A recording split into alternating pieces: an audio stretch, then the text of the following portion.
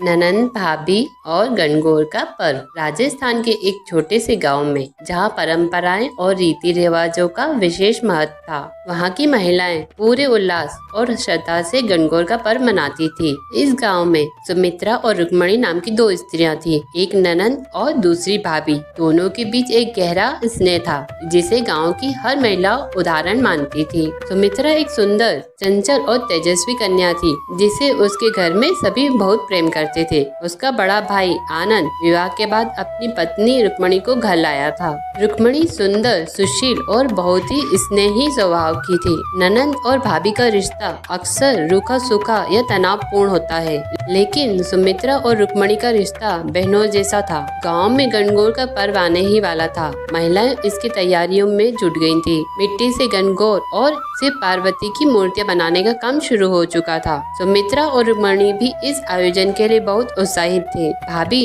इस बार हमारी गणगौर की पूजा सबसे विशेष होगी, सुमित्रा ने उल्लास से कहा। हाँ सुमित्रा, हम दोनों मिलकर इस बार पूरे गांव में सबसे सुंदर गणगौर सजाएंगे, रुक्मणी ने हंसते हुए उत्तर दिया। दोनों ने मिलकर मिट्टी से सुंदर मूर्ति बनाई और उन्हें गेरुए रंग से सजाया। वे दोनों हर दिन सुबह जल्दी उठती गणगौर को फूलों से सजाती और पूरे विधि विधान से पूजा करती। गणगौर के दिन गांव की सभी महिलाएं पारंपरिक परिधानों में सज धज कर पूजा के लिए तैयार हुईं। पूजा के समय रुक्मणी ने सुमित्रा को गणगौर की पौराणिक कथा सुनाई। एक समय की बात है जब भगवान शिव माता पार्वती के साथ पृथ्वी पर भ्रमण करने के लिए निकले। माता पार्वती ने अपने भक्तों की भक्ति की परीक्षा लेने का निश्चय किया। उन्होंने स्वयं एक गांव की स्त्री के बीच जाकर उन्हें अपने साथ भोजन करने के लिए बुलाया। जो स्त्रियां सच्चे मन से उनकी उपासना करती थी, वे बिना किसी संकोच के माता के साथ चल दी। माता ने उन्हें आशीर्वाद दिया कि उनके सुहाग की रक्षा होगी और उनके पति दीर्घायु होंगे।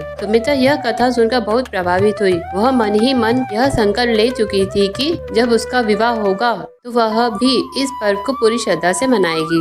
गणगौर के दिन पूरे गांव में शोभा यात्रा निकाली गई। महिलाएं सिर पर कलश रखकर गणगौर के गीत गाती हुई चल रही थीं। गौर आयो रे, गणगौर माता गौर आयो रे। सुमित्रा और रुक्मणी ने भी इस शोभा यात्रा में भाग लिया। दोनों के चेहरे पर उत्साह और भक्ति झलक रही थी। समय बीतता गया। कुछ वर्षों बाद सुमित्रा का विवाह तय हो गया। विवाह के बाद उसे अपने ससुराल जाना था। यह सोचकर रुक्मणी की आंख भर आई। भाभी, अब मैं हर गणगौर पर यहाँ नहीं आ पाऊंगी, सुमित्रा ने कहा। पगली, भाभी की ससुराल भला कहीं होती है? तेरा यह घर हमेशा तेरा रहेगा, रुक्मणी ने उसे गले लगाते हुए कहा। विवाह के बाद पहली गणगौर पर सुमित्रा अपने मायके आई। वह भाभी के साथ फिर से वही उल्लास और भक्ति से पर्व मनाने लगी। यह परंपरा कई वर्षों तक चली। इस तरह ननंद और भाभी के प्रेम और स्नेह की यह कहानी गांव की औरतों के लिए प्रेरणा बन गई। गणगौर केवल सुहागिनियों का पर्व नहीं था, यह बहन बेटी, ननंद भाभी के रिश्तों को